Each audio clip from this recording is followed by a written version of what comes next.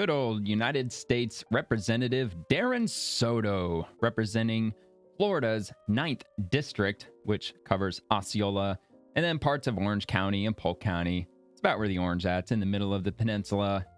The Orlando area. I don't get out in Orlando very often. I mean, I've been out there plenty of times, but it's been a while. So he's representing Florida District 9, Osceola, parts of Orange and Polk, as I already stated. He claims to be U.S. and Puerto Rican. Deputy Chair, Hispanic Caucus member, the Hispanic Caucus. Congressional Hispanic Caucus. The 43-member Congressional Hispanic Caucus advocates for issues important to Hispanics via the legislative process in Congress. And then he's also a member of the Energy and Commerce Democrats, specifically, fighting to protect healthcare, lower costs, defend consumers, and lead the clean energy transition under ranking member Frank Pallone. Well, I wouldn't hold out much hope for that, at least not in the short term. Although they made many waves with this new frontier of alternate energy, renewable energy.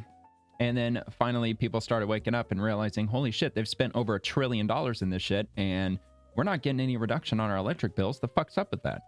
And he's also a member of Natural Resources Democrats. Democrat. Official Twitter for the House Natural Resources Committee, Democrats, ranking member Rep Huffman. So he's out of Kissimmee, Florida. A lot of people are familiar with Kissimmee, Florida. That's the nearest city, quote unquote city, to Disney World. So a lot of people who visit Disney World who come down and vacation and they check out the area. A lot of the time they'll stay in the Kissimmee area because it's cheaper than staying on Disney property. Anyway, soto.house.gov. Actually, I'll go ahead and link that. I'll probably check that out a little bit too. Maybe just get a little bit more as to what he's up to. Darren Soto promises to fight any effort to redistrict Florida before the midterms. Oh. Yep, because they don't want any gerrymandering.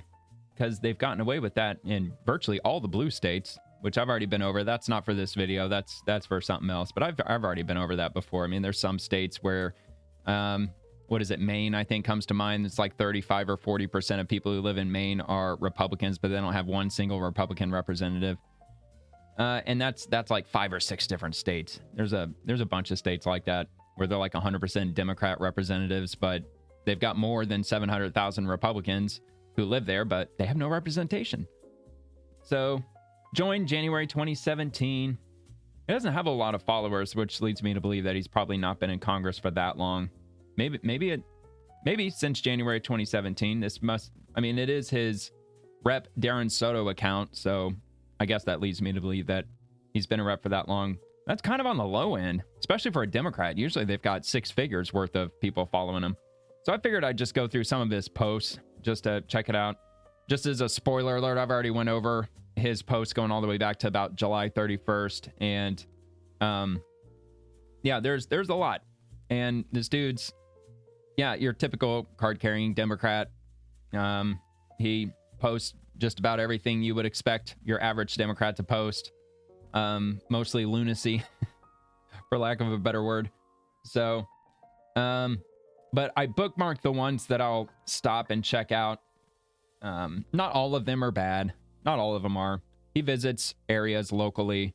He checks out like the farmers market and stuff like that, local businesses and whatnot, shaking hands and smiling for the camera, just showing, especially for the month of August, where all the representatives, that's what they're supposed to do. They're supposed to go home. They're supposed to visit all their constituents, try to find out what's going on. What can I do to serve you as your member of Congress?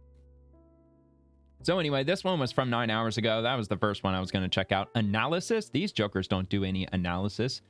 And that is with regard to Jake Tapper with CNN. Hepatitis A, whooping cough, and chickenpox cases are rising in Florida. Before you made this decision to try and lift vaccine mandates for Florida, did your department do any data analysis of how many new cases of these diseases there will be with no vaccine mandates? And Joseph Latipo said, absolutely not. Tapper said, you didn't even do a projection? And then Latipo said, it's an issue of right and wrong. Yeah, well, it is. It's my body, my choice, Jake Tapper. Do you have a problem with my body, my choice now? Are you anti-abortion now?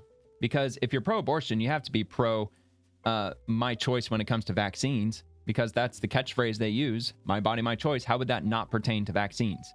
Because if you don't get a vaccine, you're putting yourself at risk. You're not putting the public at risk. If you get whooping cough or hepatitis A, but everybody else has hepatitis vaccine, why the fuck does everybody else have anything to worry about? Only you should be worried about it if you don't have a hepatitis A vaccine. And that's that. So that's the American way, though. If you don't want a vaccine, don't get one. You can't force the government to do that, because that's not very American. I mean, unless you're a Democrat, of course they support it, such as people like Rep Darren Soto. So he said this anti-vaccine crusade in Florida is about culture wars over kids, right-wing politics over science. The Florida legislature should reject this dangerous crackpot plan. Well, I already went over my opinion. I'm sure I commented on it. I think I did. What did I say? Of course, it has nothing to do with my body, my choice. It has nothing to do with my child's body, my choice, not yours. It 100% does. Basically what I already said. So that was pointless even looking at that. All right, so I'll move on to the next one as soon as it gives me the opportunity to. See if I can close out a couple of these things. Yep, that was my thumbnail app that I use. And I'm not ready for Grok yet. I will use Grok if I have to. And I will show the sources with Grok because, look, Rep Darren Soto, he's using X to communicate with everybody. Only seems reasonable that I could use Grok to fact check what he's talking about because he obviously trusts X with his communication. So I'll put my trust, my limited trust into Grok with what it decides to tell me if I have to ask it any questions with regard to Rep Darren Soto's posts, whatever they might be. So that goes all the way back to August 1st. What? Oh, that explains it. I'm on my bookmarks. I don't want to be on my bookmarks. I want to be on Rep Dan Soto's page. I'm interested in him, not my bookmarks. So that was one of those ones where he's like, we toured this local area, senior affordable housing, so on and so forth. Same with this, proud to tour the PepsiCo Gatorade facility in Point Siena. And for this one, from September the 6th, which was yesterday at 11:10 a.m., House Republicans must be really desperate if they're pulling out this bull. So Trump was serving his country by surveying young women and who knows what else with Epstein. Breaking, Speaker of the House announces Trump was an FBI informant tasked with taking down Epstein. And the comment, isn't it great having a real president again?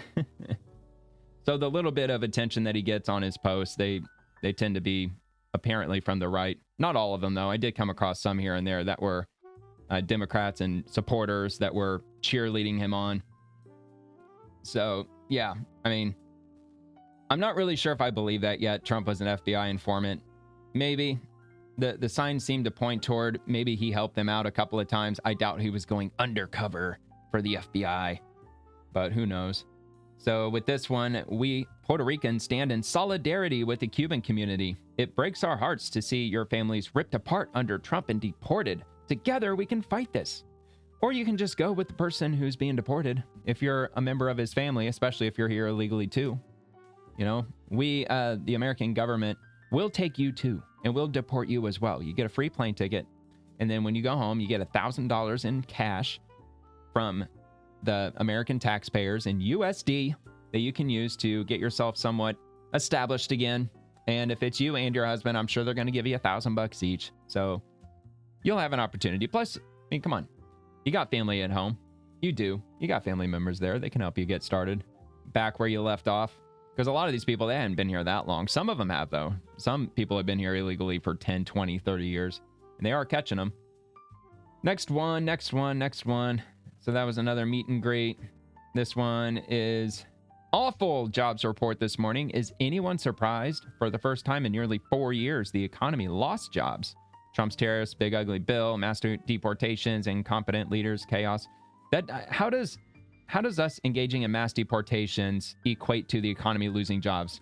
How does that make sense? That doesn't make sense to me. So we're going to deport 1.6 million people who voluntarily left. So we lost 1.6 million people who were living in the United States, most of whom were adults, and we're losing jobs. I don't see how you connect those two, but all right. And also with the jobs report that came out just the other day, it said that we added 22,000 jobs. We didn't lose 22,000 jobs. We added 22,000 jobs. As a matter of fact, I'm sure this article will speak exactly to that from CNN. America's job market flashes yet another warning sign about the economy. This was from September the 5th. Now, look at that. Well. Labor market deterioration. Just 22,000 jobs were added. That doesn't mean lost, right? The word added means that there were jobs that were gained, correct? Or did the Democrats choose the meaning, or did they change the meaning of the word added? And I'm just not aware of it yet. Dramatically lower than economists' expectations for 76,500 new roles. Hey man, even if it was just one job added, it's better than losing jobs. Even if it's 5 jobs, or 50, or 500, or 22,000, it's better than losing. The economy lost jobs with a decline of 13,000 positions in June. That doesn't make any... Well, for the first time in nearly 4 years, the economy lost jobs. I did not read that back in June. If memory serves, we gained like 16,000 or something like that. So what the hell is Rep Soto talking about where this is the worst number that we've had in 4 years? No, I mean, according to your link from CNN Business, it would have been back in June, if that's actually true. No, most recently, we actually added jobs. So so if we take what they're saying, that we lost jobs in June, but we gained 22,000 this month, well, we're on the upswing, baby. We're moving up. We're getting more jobs. We're not losing jobs. The hell are you talking about? According to your source, CNN, America gained 22,000 jobs. We didn't lose jobs. Yeah, all right, whatever. And let's move on to the next one. Trump is begging for the Nobel Peace Prize. Is he really? This should cinch it for him, right? Okay, dude. Do you see President Trump tomorrow is planning to sign an executive order renaming the Defense Department a Department of War, which that already happened. Look, these posts, they start at the most recent. They're going to work back. That's how X works. We start with the most recent. We work backwards. The farthest that I'll be willing to go would maybe get back to August 1st. I don't even know if I'll even take this video that far. It just depends on how long it goes for or how bored I get with his profile. So yeah, anyway, begging for the Nobel Peace Prize. I'm not so sure about that. I guess it's only 23 seconds here. I didn't actually plan on listening to any videos. I was just going to read his posts, but we'll give this a listen and see if it makes sense what he's talking about. Let's take a listen. Something else that broke while we were coming to air. President Trump tomorrow, according to our colleagues at Fox Digital, is Department of War, to sign an executive order renaming the Defense Department the Department of War. That is something that Congress needs to get involved with. So part of this order is ordering the Defense Secretary Pete Hegseth to propose a legislative solution to make the change permanent. All right. Well, yeah. I mean, it's not permanent. Not so sure if it will be permanent. I'm not going to exactly hold my breath for Congress to actually change the name. They probably won't. And the reason why I believe that is because they haven't been doing anything at all. Republicans included. They really haven't done hardly anything except for the one big beautiful bill. Other than that, I haven't really heard about much else that they've been doing so far this year. So begging for the Nobel Peace Prize, I guess he's trying to correlate that with the Department of War and how that doesn't make sense with the Peace Prize. However, Trump has negotiated, 10 different peace deals? Well, no, it would be 10 if Russia and Ukraine, if they finally end the conflict that they're both involved in. Which, to be fair to Ukraine, Russia did start it, so the ball's kind of in Zelensky's court. If he wants to concede land, I guess it could be over. If he doesn't want to, it sounds like Russia's not going to give up. But regardless, Trump has secured 9 peace deals. I think that merits the Nobel Peace Prize, especially with the world leader. Look, Barack Obama got the Nobel Peace Prize. What the hell did Obama do to get the Peace Prize? I mean, here, that's one thing I could ask Grok.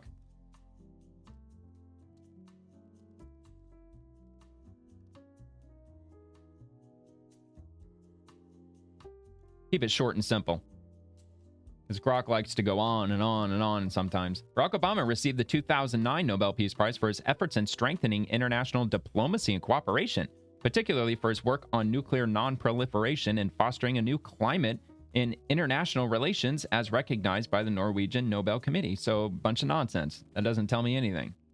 Non-proliferation, so what, shutting down nuclear power plants or something? Or is he talking about nuclear weapons? Because I'm sure not a whole lot of nuclear weapons were decommissioned. I'm sure they probably weren't. You'd think that they would at least show the proof before they handed over the Nobel Peace Prize to him. Plus, he had only been president for, 4 months? Just a couple of months. He became president in January of 2009. How the fuck did he get the Nobel Peace Prize in 2009? He just became president. Meanwhile, Trump has secured actual peace deals. You know, peace, the word peace being in the Nobel Peace Prize. You think that would justify Trump to get the Nobel Peace Prize long before Barack Obama? All right, so Rep Darren Soto, is this another one I'm going to go with? Yeah, so this is unacceptable. Working families need another housing boom. We must protect the American dream. Yay! Homes have become so unaffordable that in 2024, the average first-time home buyer was 38 years old. And that is crazy. So I did ask Google if this information was correct with regard to the average home buyer, which is 56 years old right now. And Google said it's 56 years. Right on the money with this graph. So, but yeah, I mean, this is probably one of the only things that I am going to agree with them on, that we do need to figure out the housing situation. The only problem with Democrats is that they just want to throw tax money at it. They want to come up with plans where the federal government will pay for the 10% down payment, which a lot of banks are really requiring a 20% down payment unless you have stellar credit. Even if it's a 10% down payment, the government wants to pay for it. But in my opinion, I don't think that's going to fix anything. That's only going to increase costs for houses, because I'm not sure if a homeowner has a right to know where their down payment's coming from. They may not have any right to know that. But if they can find that out, that the federal government is just going to pay for their down payment, why wouldn't they just say, well, you know, the house just went up like $15,000. Sorry. Because they know that they're not working for that money. The money's guaranteed no matter what. So they're fully within their right to set any price for their house that they damn well please. Yeah, but I do agree with them there, I guess. Just not how Democrats plan on making it happen. What my solution would be, well, in the short term, I don't know if there really is a solution, to be honest, because a lot of people who own their homes and they're trying to sell their homes, they've gotten used to looking at the number that their house is currently quote unquote valued at, which is probably in most cases has doubled since 2019. And it's pretty hard to let go of that number. If you bought your house for $200,000 and you're looking at it now and it's worth like $450,000, would you sell your house for $200,000 if it isn't selling after being on the market for 9 months? No. I mean, people are going to hold their inner greed is going to kick in. Even though they know, yeah, Ted, I'm sure my house really isn't worth this much, even though it says it's worth that much. But they're still going to try to get as much as they can, and I don't exactly blame them. If I own a house and I'm trying to sell it, I'd like to get the most I could out of it too. So in the short term, not sure much can be done. Build more houses. That's really, and that's not even a good solution anyway. What's the cost of timber right now? What's the cost of metals in general, like steel and aluminum, iron, whatever, the different, copper is another one, like these different types of metals that are required to build a house. But wood, I'm sure, is going to be the big driver with how much it's going to cost to build new houses. And the federal government stepping in and just showering money, no, that's not going to solve anything at all. And building pods, not exactly going to solve that either. Nobody wants to live in a fucking pod, dude. Everybody wants to live in a house. A lot of younger Americans, they're okay with living in what are called tiny homes, just as long as they've got their own little piece of paradise. I don't think I'd really want to live in a tiny home, though. No. Maybe when I'm older or elderly, maybe in like 30 years, maybe I would probably consider living in like a camp, not really a camper. You know those, it's like an RV, but without the engine, like one of those things. Probably called a camper. Anyway, so this is the next one. So Trump's DHS Gov issues a death sentence to 250,000 or more Venezuelan TPS, and that stands for temporary protected status, by the way, recipients. These folks are contributing to our workforce and economy. Probably not all of them. They are also valued members of local communities. Now they will be sent back to a dictator intent on killing them. Well, they shouldn't have come up here in the first place. If they want to seek asylum, they have to seek asylum in the nearest country that's not war-torn. In their case, it could be Colombia, it could be Panama, maybe even Costa Rica. There's a whole lot of countries that they have to travel through before they get to the United States, and they have to apply for asylum in each and every one of those. According to American law, it has to be to the nearest country that is not at war from where they live. And of course, there's other stipulations, like that country can't be persecuting their religion and things like that. So the vast majority, probably 99% of the Venezuelans who came here in the last few years, yeah, you got to go back home. You got to do it. Or while you're still here, apply for asylum in the nearest country of Venezuela. That's what you should be doing. Then you may not have to go back to a dictatorship. Sorry, man, we don't make the rules. That's established federal law, man. That's the way it is right now. And no, Maduro's not going to murder every single one of them who go back. And something tells me this lady ain't a fucking Venezuelan anyway. All right. Let me skip that one. Let's see. Let's move on to that one. Not so sure about that, but he's agreeing with Thomas Massey on something. Your congressman now can sign the discharge petition to force a vote on binding legislation to release the Epstein files. Okay, yeah, I forgot. Thomas Massey, he's been pretty outspoken about that. I agree with them. They said they were going to release them. Pam Bondi said it. I think even Kash Patel even said it, didn't he? Yeah. You should be bound to what you said originally. Just release them. Because, especially when they downplay it, though. They downplayed it like, well, Epstein didn't have a client list that he used to blackmail people, so that's why we're not going to release the files. Like, really? That's your big reason why you're not going to release them? Because there's not something? Just release them, and then we'll see it for ourselves. So, yeah, I don't know, man. Do I think there's something in there that could be damaging toward Republicans or toward Trump? No. No, I don't think so. Anyway, yeah, here's another one. I called it Ebenezer Scrooge Day, and what's he referring to? New analysis on the GOP mega bill's core policy choice. Each millionaire's tax cut is paid for by taking away health insurance from 4 people while reducing healthcare benefits from many others. I called it Ebenezer Scrooge Day when this abomination passed out of Energy Commerce Committee.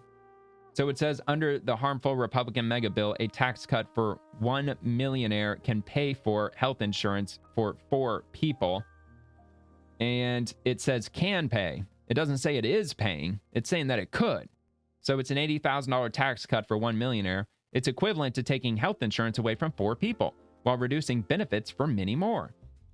They're just painting some generalized picture. They're not taking money from people's healthcare to give to millionaires. You see how they're framing this shit? It's not even high IQ framing anyway. It's extremely low IQ framing.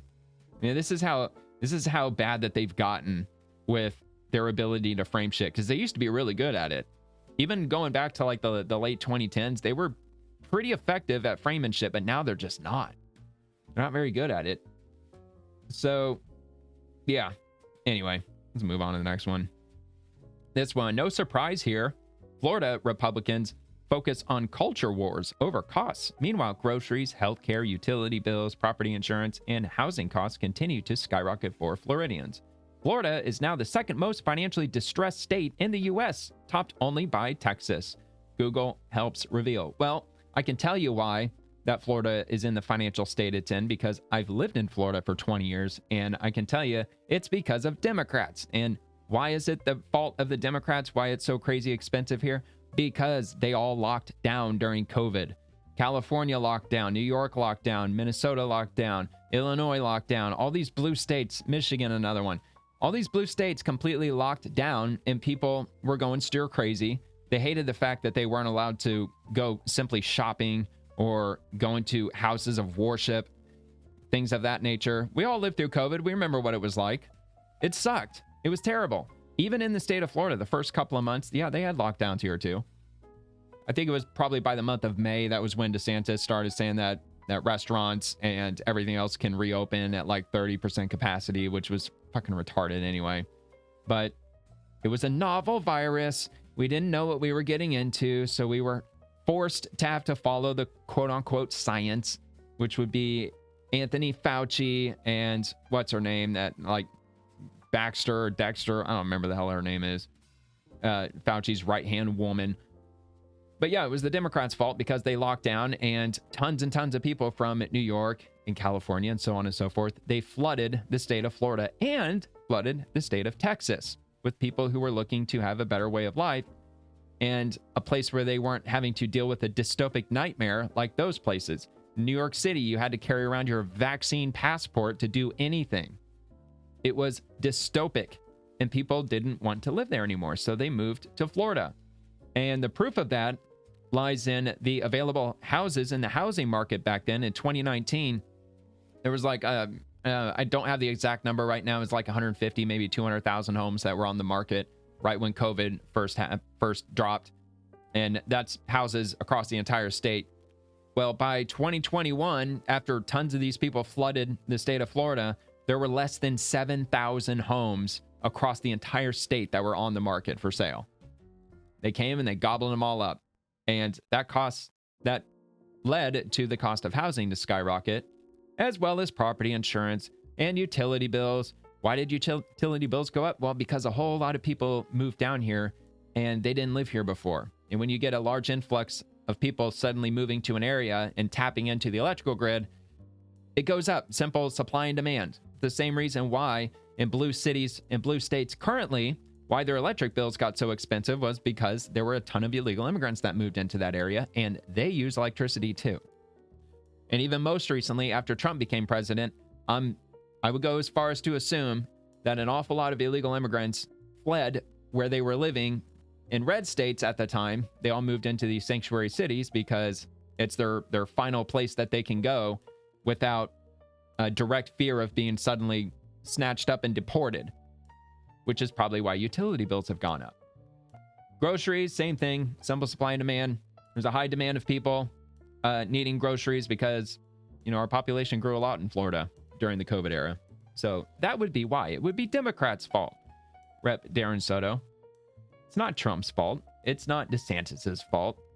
No, the only thing that DeSantis has to own is the fact that he reopened Florida almost immediately, which was the cause for all those people to move down here. And he kept preaching it. He kept going on national TV saying, Florida's open, baby. It's party time down here. We don't have any lockdowns to worry about. And people heard him. And they moved. Oh boy, did they move. All right, Rep Darren Soto. Let's see. This one. Trump promised to lower prices on day one. He's done the exact opposite. Prices are going up. It doesn't take a fancy internal poll to know that the American people are angry about it. They're not angry at Trump for it because it's not Trump's fault directly.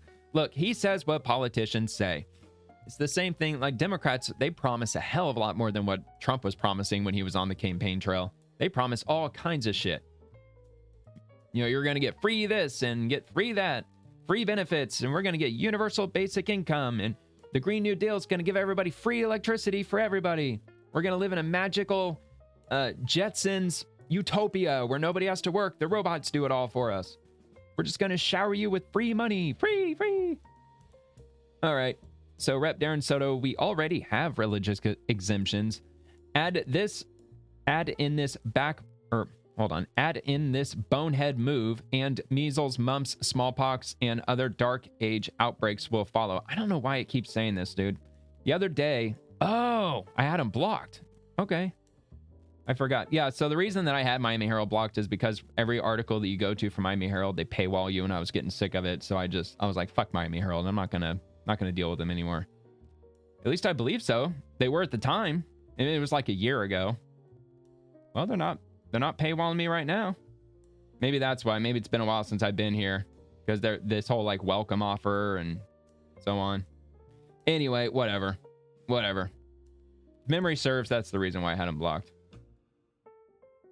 But yeah, hold on, one more check.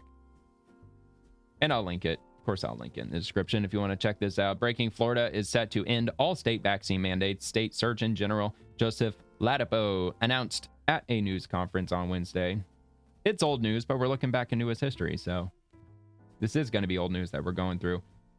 Yeah, we already have religious exemptions. Well, what if you're not religious, sir? What if you're an atheist? What if you're, a nihilist or whatever the fuck you might be? What if you're not religious? That means that you're forced to get vaccines then, correct? By his logic, that's what it seems to sound like. Next one here, job openings. Further signs of a weak jobs market. Trump's tariffs and mass deportations continue to take their toll on the economy. And that's responding to Stephen Ratner in July. The surplus of job openings to unemployed job seekers closed for the first time in over 4 years. And BLS, Bureau of Labor Statistics, it's supposed to be an entity that we're supposed to take it at its word. So, I'm not going to push back and say that it's some like left-wing whatever. So yeah, according to this, probably. And then, of course, the end of 2021 going into 22, that was what they called the Great Resignation, when a ton of people quit their jobs. And I'm not fully understanding as to why they did that, but there were a lot of people at the end of 2021. They were just quitting their jobs by the droves. If I were to point my finger at something, it would probably be due to a lot of companies were forcing people to go back to the office, where everybody was sent to work remote. And it was really effective for a while. And then a lot of people, just work productivity went way down. People were trying to find ways to skirt around their daily job duties. People buying those like little mouse shaker things to make it look like that your computer is constantly active in case they check on you, and they're like, oh yeah, no, their mouse is working, their keyboard's working, they're working.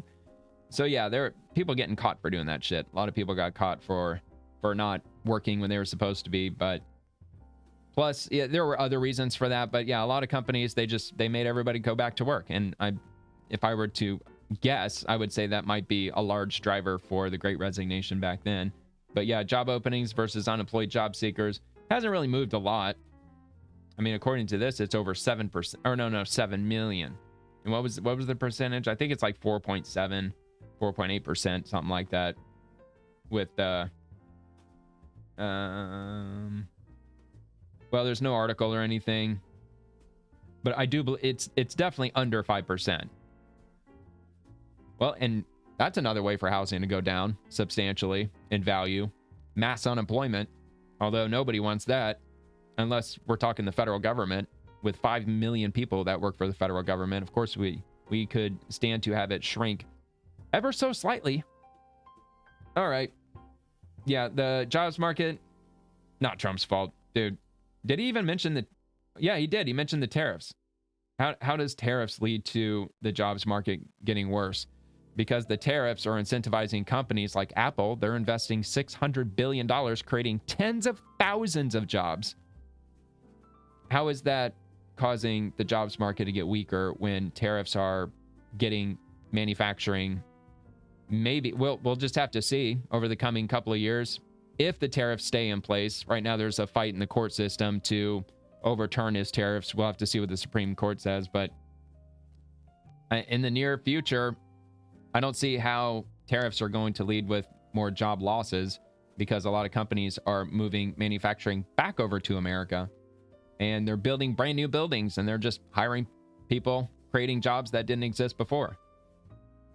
So I'm assuming that's going to be temporary, if that's even the real deal. So for this one, from September the 3rd, can Trump make it any more obvious that his name is all over the Epstein files? Trump on Epstein files. This is a Democrat hoax. They're trying to get people to talk about something that is totally irrelevant. If his name's all over the Epstein files, it's the fact that he's an FBI informant. So how would that be a bad thing? That would not be so good for the Democrat narrative, Rep Soto. And our first Floridian president chooses Alabama over Florida for Space Command. Aw, why don't you cry about it? Add in the fact that it was a purely political move, and this whole thing stinks. Well, then why would it be political? Why is it political that he chose Alabama? What's wrong with that? What's wrong with trying to decentralize our space operations a little bit? Why should we centralize each and every single space-related thing on the Space Coast? Why? It's actually a good thing that we move operations and spread it out amongst other states just for national security reasons. And frankly, I think that is a good idea with regard to Washington, D.C., that they take certain agencies and administrations, or whatever you want to call them, different departments, that's what I meant to say, departments and agencies, and spread them around the country. Which one was it? USDA, I think it was. They're moving their operations to one of the, oh man, what is it, Nebraska? It was one of the Great Plains states that they're moving. And it may not be USDA, but I think it is USDA. It has to do with somewhere, maybe agriculture or something like that. But I think that's a great idea. I think all 50 states, like each state should have, well, how many agencies, how many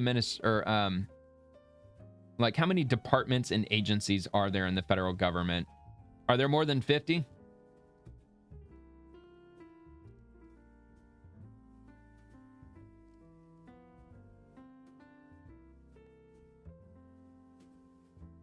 Take a look.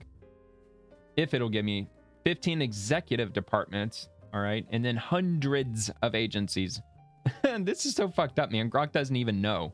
Nobody even knows how many agencies our federal government is comprised of. Isn't that fucking crazy? Estimates range from 250 to 440. Well, which number is it? Independent agencies, sub-agencies, commissions. I get sub-agencies. You don't want to have the primary agency to be located in the state of Washington, and then their sub-agency, which is kind of like their sister agency, just some agency that's underneath them, be like in Texas or something, or be in Massachusetts. So I get that an agency or a sub-agency of an agency probably should be in close proximity to each other, but maybe not. I don't know. But I guess there is an argument to be made that if you did spread all of these agencies out amongst all 50 states, it probably would cost a significant amount of tax money with the amount of traveling that these government heads and the just everyday government employees would insist that they have to travel here and then travel there, and they're always traveling all over the time, or all over the place, rather. So they would probably end up creating a new government agency, like the Department of Federal Aviation, or Federal Flights, or Federal Passengers, the Department of Federal Passengers, to where they create this whole new system where everyone in government, they just, they go to their website, they book a ticket or whatever, and they fly on I don't know, Federal Air or whatever the fuck they would call it. So maybe it's not the best idea. I think it's a good idea, at least for national security, though. It's a little cringy that you've got almost the entirety of Washington, D.C., our government operations located in one single spot, and it makes us just a little bit vulnerable.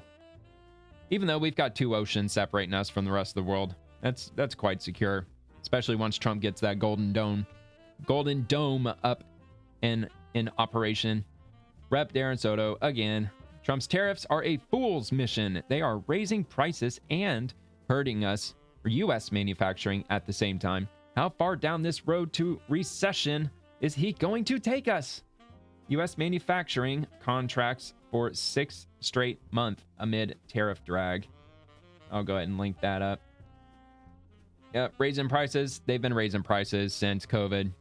It's because of COVID. We're still dealing with the fallout from COVID and the fact that the Biden administration, they printed over $7 trillion and dumped that with the Inflation Reduction Act and everything else they did related to COVID directly, paying people's unemployment, which was equivalent to $15 an hour for 40 hours a week. A lot of them weren't even making that much money when they were still working. That was probably also fueling the Great Resignation. People just, oh no, I just conveniently lost my job or got fired, and now I get to collect a year's worth of government unemployment, which is equivalent to $15 an hour, and they probably didn't even tax that either. So yeah, we're still dealing with the ripple effect from COVID. That's why everything was raised, and still things continue to just inch up. Not to say that tariffs aren't going to cause any price increases. I'm not going to argue that. I'm sure tariffs will increase prices in certain areas. There's already been companies that have come out and said that they are going to raise prices, and they're blaming the tariffs. And you as the consumer just have to stay vigilant. If you're buying a product that they increased due to tariff costs, well, if you got a problem with that, don't buy the product. If everybody does that, if they do somewhat of a boycott, like they did with Bud Light and Target and Starbucks back in the day, if they do something like that, then they're going to have to lower their prices, or else they'll go out of business if everybody quits buying them. All right, some more meets and greets. Oh, he knows how to play the guitar. More photos, more meets and greets. Meeting with locals. Florida orders removal of Orlando student road art it promoted 3 months ago. Don't really know. Don't really care. I don't live there. Not in Orlando. I live over in Tampa Bay. So it's not that far, but ain't really that close. It's like an hour and a half, give or take. Rep Darren Soto, August. We're back in August. The 27th of August. This is absolutely unconscionable and unacceptable. Children can't be safe praying in a church in America. As a Catholic, I am deeply grief-stricken by this terrible tragedy. Now is the time for meaningful action to prevent gun violence. Gun violence. What about the mental health? How about that? Why don't you find the cause for what caused this crazy ass man to shoot a whole bunch of children in a church? Because it wasn't the gun who was whispering in his ear every night saying, pick me up. Come on, pick me up. Take me out. You know you want to pick up the gun. No, it wasn't the gun. Wasn't the gun. The gun is a paperweight until a crazy ass person like this individual picks it up and then uses it. So yeah, the whole gun violence, look, dude, if dude had no access to guns, he probably would have found another way to wreak havoc in his society, I'm sure. Anyway, yeah, we remember that, so I don't have to play the video. So this one, Trump cuts federal cops grants. I'm not even familiar with this, which fund local police. Yeah, federal government, full stop. Federal government shouldn't be paying for local police at all. That's a county matter or a state matter.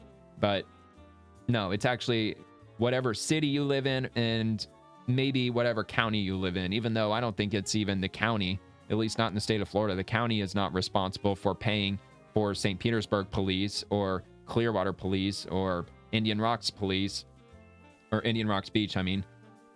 Or, we got Pinellas Park police, Tarpon Springs police, and it goes on and on. I think at Treasure Island, they've got their own police department. Clearwater Beach, I think they do too.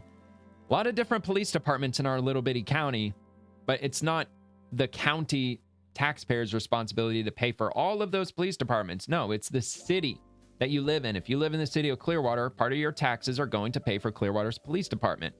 Sometimes they don't quite collect enough, so they end up a little bit upside down for the year because just not enough money was collected to fund the city's police department. And when that happens, sometimes they have to downsize, especially if they lose a population of people, like if the population's going down. And there's other times, and of course all police departments, they deny it. They'll set up these quotas, and they'll set up speed traps, and they'll start pulling over lots of people for speeding. They'll be cutting tickets to first-time offenders because they got to get their budget up, man. They're upside down. They don't want the city to be too upside down with regard to police, because if they are, then they're going to have to start laying off some cops, and they don't want to do that. So that's what they'll do. So I don't know when. It's probably different for every city. However, I would be curious to know when just any city, I don't know, in my example, I guess it'd be St. Petersburg. That's where I live. But when is their budget cut off? From what day to what day? Maybe it is from January 1st to December 31st. And where I'm getting with that is that if they are, if they've eaten into all of their funding and now they're a little bit upside down and there's no more funding left for the rest of the year for whatever reason. Maybe there were a couple of riots and they had to pay a whole shitload of overtime, or I don't know, there could be a ton of different reasons. So that, if that is what happens, I wonder if they set up speed traps in the month of December more heavily than they would any other time of the year, or just being more vigilant when it comes to traffic enforcement, not wearing a seatbelt, or they catch you on your phone or something, and they're just so quick to pull over anybody so they can cut as many tickets as they can because they have to try to catch up with the budget shortfall that they're dealing with. I don't know. But either way, it's the city that should be paying for the police departments. No federal grants or anything tied to the federal government, probably not even with the state government. Even the state government shouldn't be responsible for it. Look, if you don't have enough money in your city to pay for your local police department, get rid of the police department. Defund the police. And why do I say that? Because you have the county sheriffs. You got the county sheriffs already. They're there whether the funding is fully there or not. Either way, you got to have a sheriff's department. Because I think in most areas, aren't they the ones who like serve court documents, and they're the ones that go out and serve warrants and stuff like that? Like there's specific duties. Not sure if it's in the Constitution or not. I don't think sheriffs are specifically in the Constitution, but they might be. But either way, every county in America, every county has a sheriff, at least one. And like the county that I live in, it's the most populated county in the state of Florida, and there's probably over 1,000 different sheriff's deputies that work for the department. or maybe close to it. And then there's the sheriff. So if your local area can't afford a police department, well, then you don't have a police department. You just let the sheriffs do what the sheriffs do. Let them patrol around. Take care of it. But anyway, the cops grants. I'm going to look this up because I have no idea what the hell this is. Cops grants. Start a new one here. I'm going to do a whole bunch of these.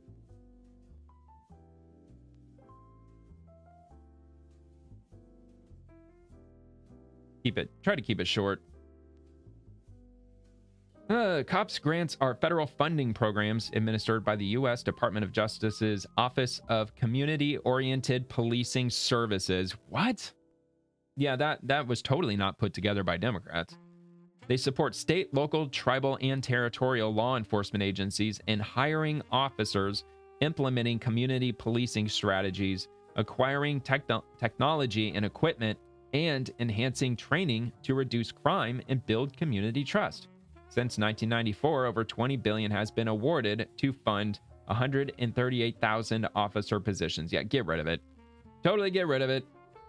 Maybe the only exception that I could think of would be, like, there's one town that has, I don't know, like 300 people living in this town. It's in the middle of absolute nowhere. There could be maybe special circumstances. I don't know anything about tribal lands. Maybe there's a reason to give some funding for local police on tribal lands. You know, I'm not going to exactly push back against it because I'm not well read on tribal affairs. But $20 billion, no, man. Like 99% of the cops around the entire country, it needs to be handled by the city. So I have absolutely no issue with them getting rid of this for sure. And next one. Florida thought police continue to waste taxpayer dollars on their culture war blunder. Stopping a rainbow sidewalk at the National Pulse Memorial. They have no shame. Dude, it's public property. You can't deface public property. It's the law. You just can't do it. Sidewalk chalk, yeah, if it washes off, whatever, no big deal. But that's what you all can do. The Democrats out there who want to keep, I don't know, graffiti or whatever you want to call it. If that's what you want to do, or if you want to keep it like that, then go out there every morning with sidewalk chalk and then just redo your mural. And it's always going to be there. At least for a period of time until local workers show up and they hose it all down and then just rinse and repeat every day. That's how you make sure that it stays there. You just got to quit your job and then work full time, just keeping your little signs and slogans and rainbow flags and all that on the sidewalk. All right, Rep Darren Soto. August 27th, electricity prices continue to go up under Trump's watch.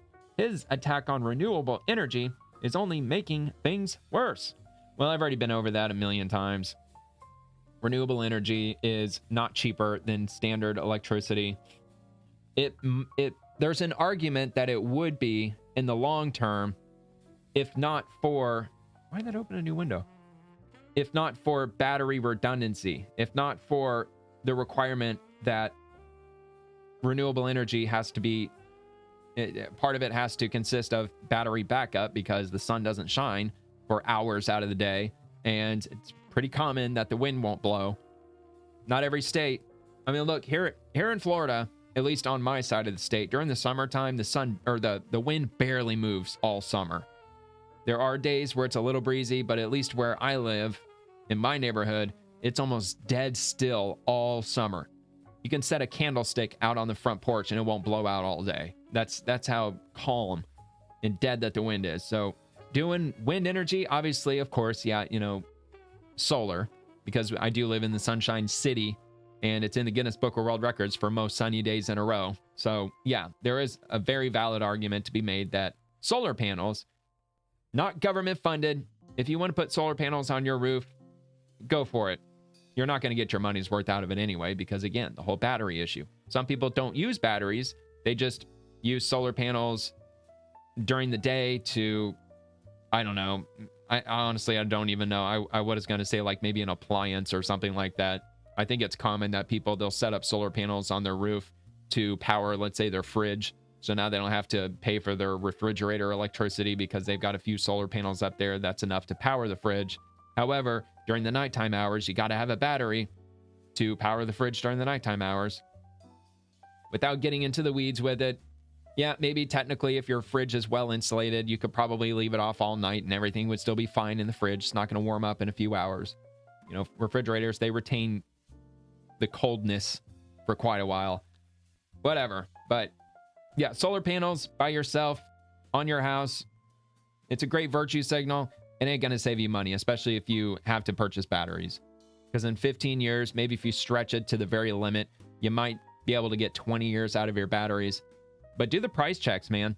Those batteries for a 2-bedroom home, 3-bedroom home, whatever your square footage is, you're getting into $15,000, $20,000, $30,000 just for your batteries. And if you do the math, including the system, which is like a $20,000 solar system that you have to set up for your house, now you're getting into $40,000, maybe $50,000 territory. If you break that down over 20 years, yeah, you might break even with your electrical bill. By that time, by that 20-year mark, you might break even, or you might be a little bit in the green as far as saving more money, not having to tap into the electric grid. However, 20 years, you need new batteries. That's another 20 grand that you have to replace your old batteries with new ones. So now you're back down, upside down, another 20 grand. So now you have to play catch up for another 15 years or so before you get caught up. It just doesn't end up working. If you want to argue against it, just leave a comment and I'll read it. All right, so head on to the next one. Head on to the next one. Meets and greets. Just hanging out, doing their thing. Hitting my vape stick. Did I miss one? No. All right. Trump is embracing socialism and his fellow Republicans just go along for the ride. What a disgrace. Wait a minute. You're a Democrat, dude.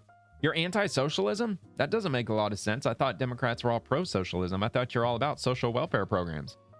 That everybody deserves health care. Everybody deserves a right to this and a right to that. We deserve all kinds of rights.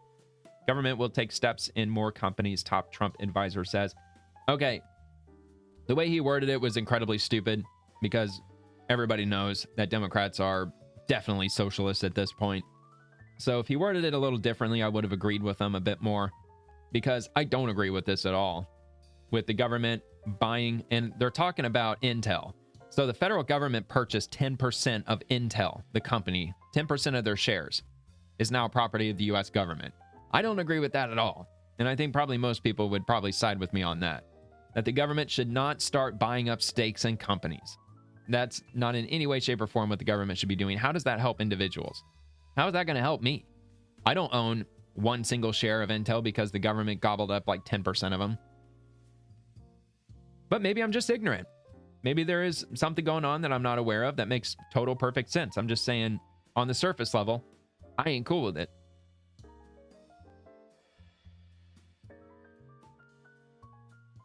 Here we go. Another one. We must protect our rural and wild spaces from overdevelopment, including East Orange and South Osceola. It's critical to protect our water, recreation, and wildlife. Failure to do so will also make traffic even worse. It must be stopped.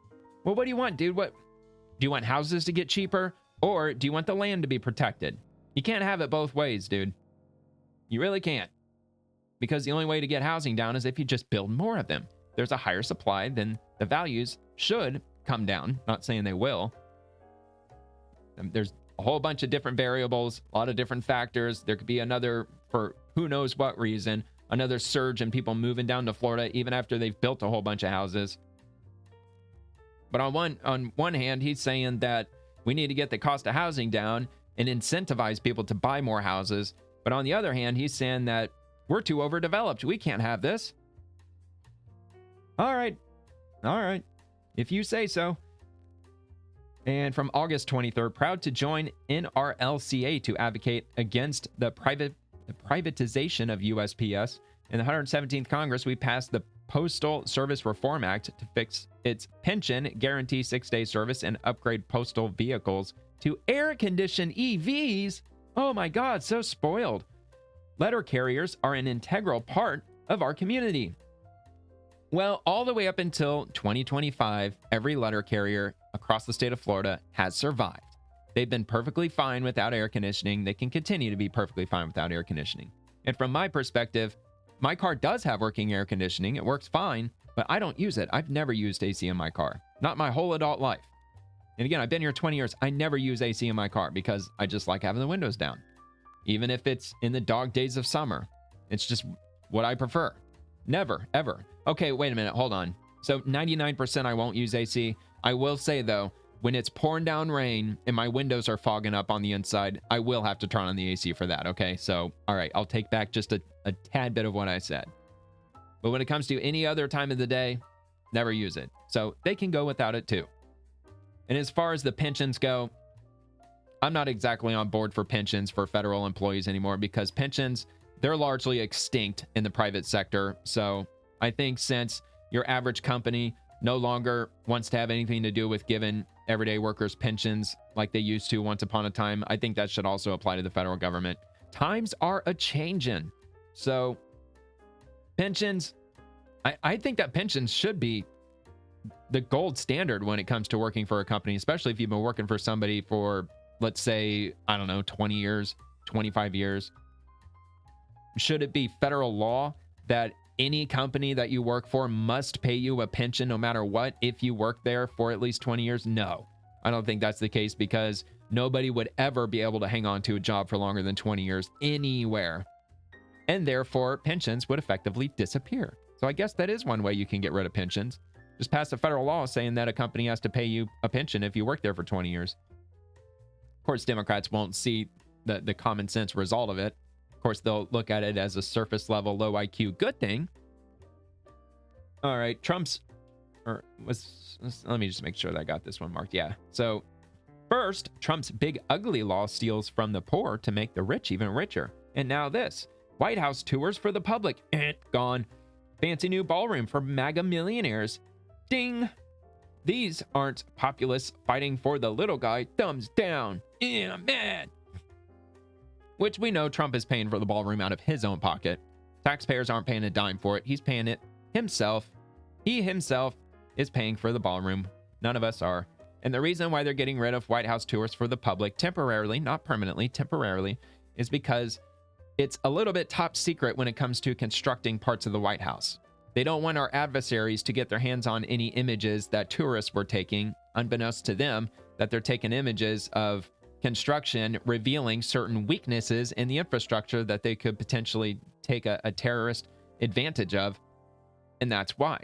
They don't want you to see exactly what they're doing to build this ballroom because I'm sure the windows are probably going to be bulletproof. I'm sure there's going to be, I don't know, reinforced who knows what between the walls and all that. So I'm assuming that's probably the reason why they're temporarily putting a stop to White House tours. And of course, he's conveniently leaving out the part where, no, White House tours are still happening. They're just not happening on the side of the building where they're constructing the ballroom. You can still tour the White House. You can go through this area and that area, see the Lincoln bedroom and so on and so forth. You just can't tour 100% of it. Or maybe I'm wrong. Maybe they are offering the exact same tours that they have been all along. And, oh wait, here, hold on. I suppose I could read what he's responding to for 5 seconds. I'm fucking retarded.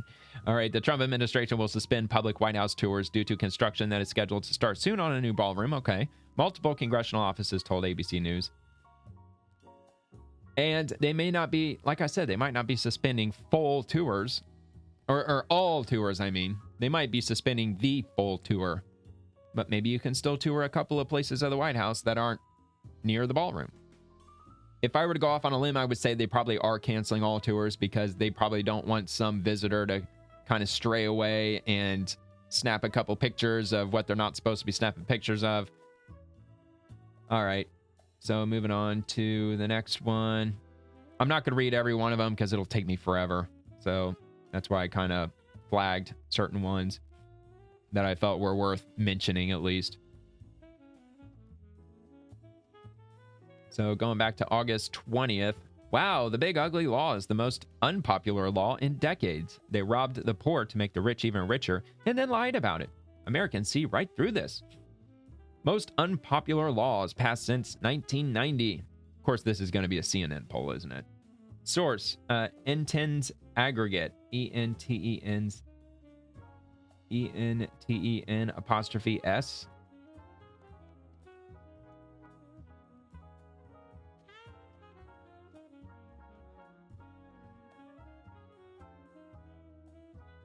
Entens Aggregate. Harry Inton, CNN's chief data analyst. You see how they make that look like it's some nonprofit organization or some whatever?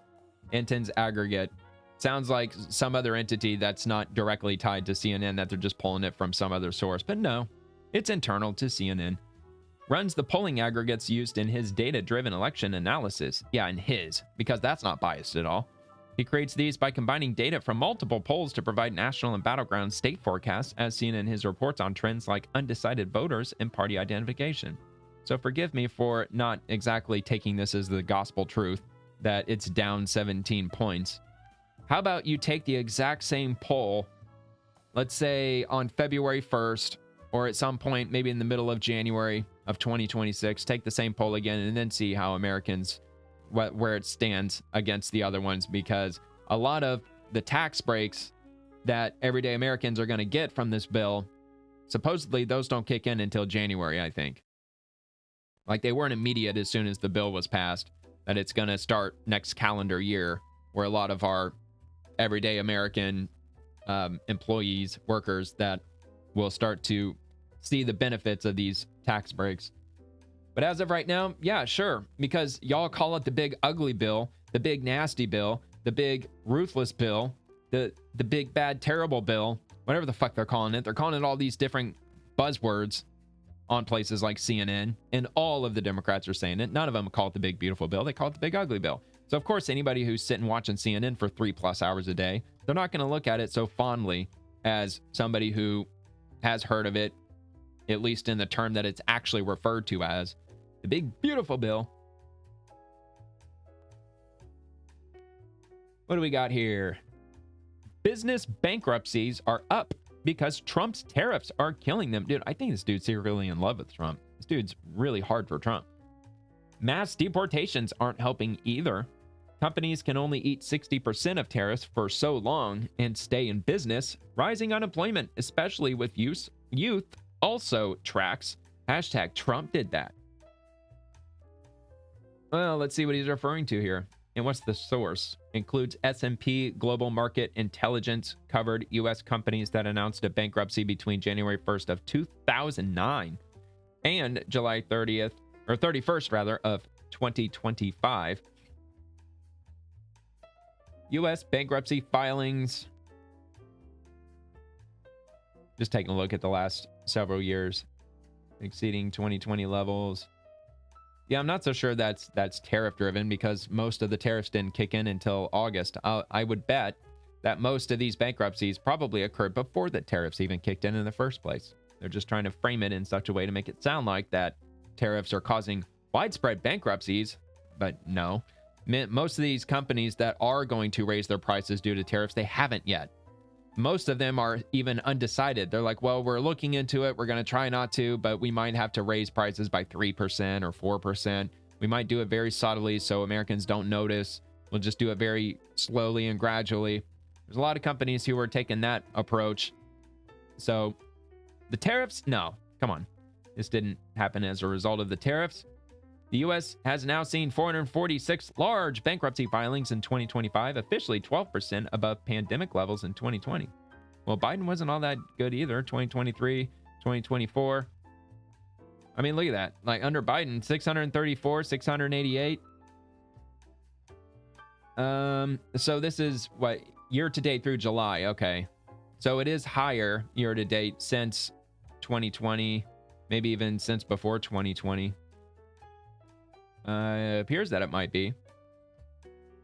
And yeah, I don't know. I would probably chalk it up to the fact that Americans have more debt than they have ever had in the history of American history. And probably people are not buying as much shit as they were, especially those who are tapped out on their credit cards. They can't buy anything anymore. So there's probably a lot of companies that are taking nasty hits because consumers can't spend as much as they had been in years past because everybody's all tapped out. Thanks to inflation, thanks to Biden inflation. I'm sure everybody has heard at least one story of somebody who they can't afford their groceries, so they're putting it on their credit card. I've heard that from so many people. Not in my personal life, I'm just talking on the internet. Go to TikTok. Visit TikTok. Hear what the younger Americans are talking about with regard to credit card debt and they'll tell you what they're spending their credit card. They're buying with their credit cards. Some of them make stupid ass decisions like going on vacation. I've heard those idiotic stories too. Like, well, I'm $50,000 in this debt and I owe $47,000 on my car loan. And I just lost my job last week. So I'm like stressed out. So I just booked a plane ticket and I'm flying to like fucking like Tahiti next week because I'm just like stressed out because I lost my job. So I need to go have some fun so I can come back fresh. Can't make this shit up. All right. A luncheon. Not really interested in that. Let's see. August 19th. Yeah, like I said, Congress was off for the month of August. So you're gonna see a lot of these posts during the month of August from not just him, but from Republicans and Democrats alike. Here we go. Trump is deeply unpopular. So is the big ugly law. Jobs are tanking, prices are rising, and the Epstein scandal continues. So he will try to cheat any way he can. It's so funny how they take buzzwords that are crafted from the right and he's making it theirs now. No, we're not cheating. It's like the Republicans who are cheating. We must be strong and ready to stop him.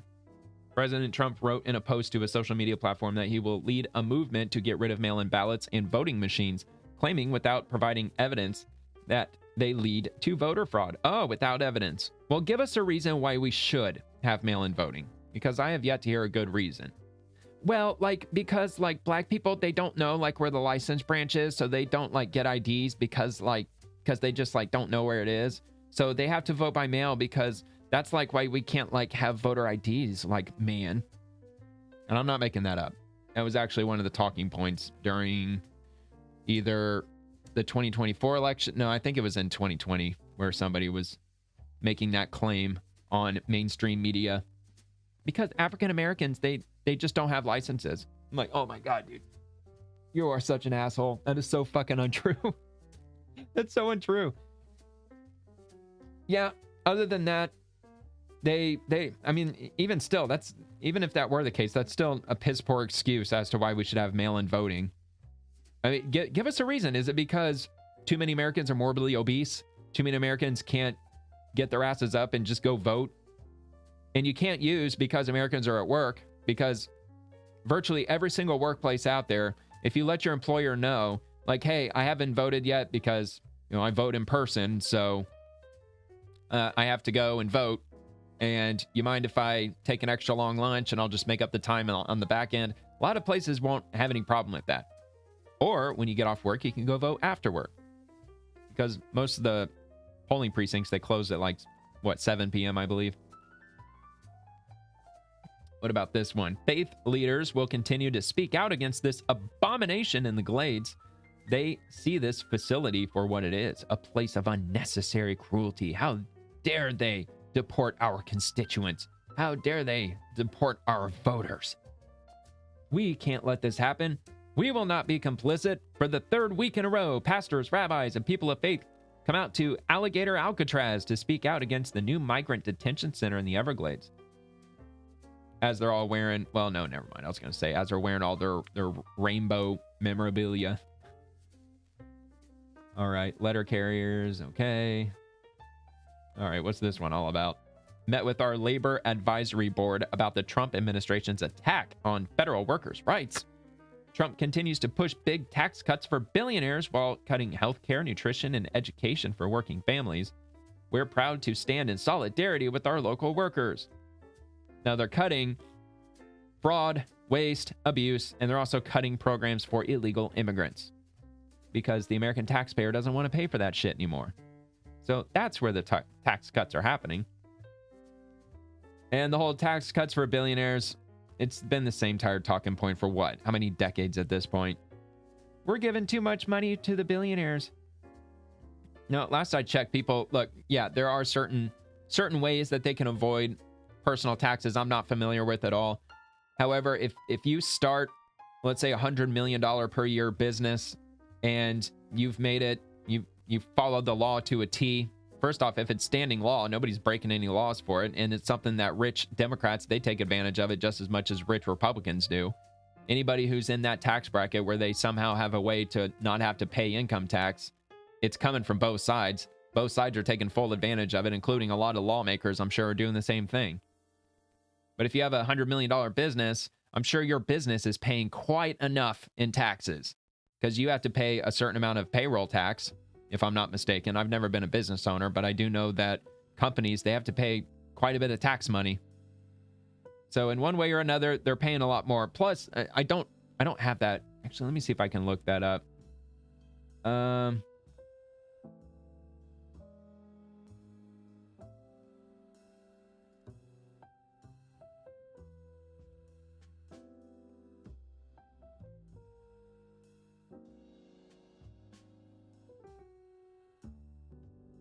Not sure. I want to say that I heard that somewhere. Yes, look at this. Yes, in the U.S. federal income tax system, the top 1% pay far more than the bottom 50%. And that's the bottom 50% of income tax payers. Because we're talking about the income tax system. We're not talking all Americans. We're only talking the Americans who pay income taxes, those who are working. All right, so about 40% of total income taxes versus just 3% in 2022, latest IRS data. The top 1% also pay a higher effective rate, 26%, than the bottom 50%, which is 3.7%. Wow. So tax breaks to billionaires, whatever. It just depends on how they frame it. If they frame it a certain kind of way, then maybe it might work for their argument. But when you look at the bigger picture, the top 1%, they pay a lot more than the bottom 50% with regard to income taxes. And there is capital gains tax. I don't think you can get around capital gains tax. So if you made $1 million in stocks and then you sell your stocks and now you got $1 million, you got to pay 35% of that in capital gains tax. Maybe there's loopholes for that. I don't think there is, but maybe there are, because I'm no law expert. All right, moving on. Move on to the next crazy ass thing that he's saying. Trump gets, Trump again. Take a shot every time he says Trump. You'd be dead. Trump gets steamrolled by Putin on American soil. Is anyone surprised? He has never had the guts to stand up to Putin in the past. Why should we think anything would be different now? Instead, we just get more tacos. Not sure the reference to that, but all right. Republicans against Trump. Wow, even Fox News admits the Trump-Putin meeting was a disaster for Trump. Heinrich, the way that it felt in the room was not good. Did it not, or it did not seem like things went well. Putin came in and steamrolled, got right into what he wanted to say, then left. Well, probably because Fox News, they want the conflict to continue. They want the war to continue because peace makes for boring news. If there's a conflict that's ongoing, where bombs and missiles and tons of deaths and everything, what's the saying for news? If it bleeds, it leads. So yeah, of course, Fox News isn't going to be too crazy about the idea that they strike a peace deal. So of course, they're going to word it in a certain type of framing. Plus Heinrich, I don't know who that is exactly. I mean, for all I know, it could be a left-winger political pundit. I don't know. Probably not, because it is Fox News. But disaster? That's a little hyperbolic, isn't it? Never had the guts to stand up to Putin. Dude, it's called diplomacy. It's called diplomacy. You don't want to act like a damn bully to his face. You got to be careful. But this person has no idea how to be diplomatic. Apparently. Not saying he doesn't. Just saying it kind of comes off that way. Moving on. Moving on.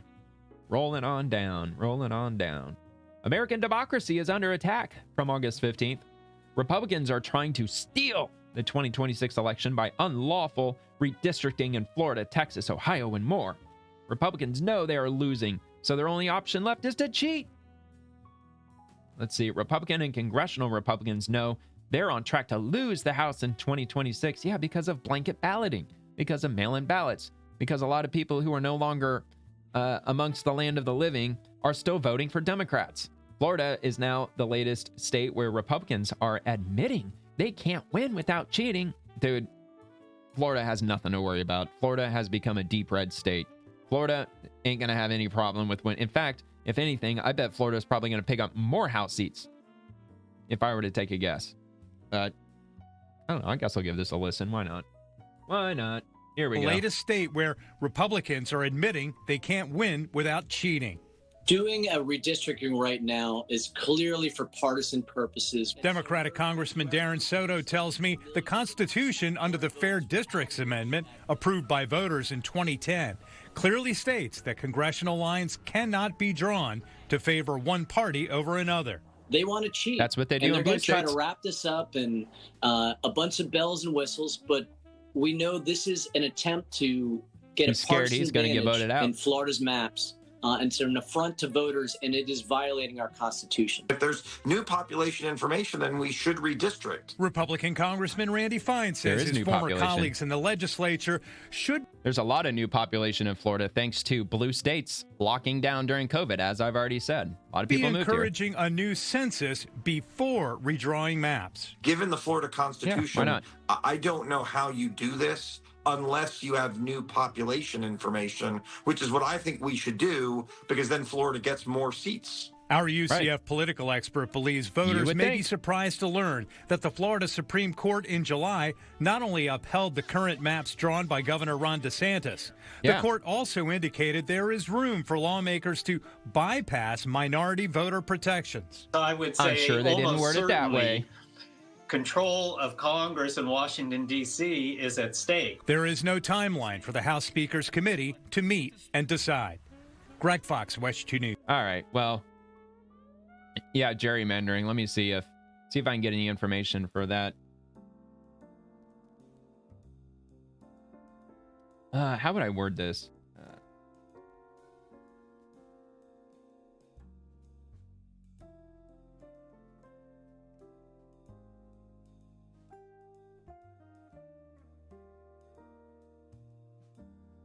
Let me just start with that and see where that might go.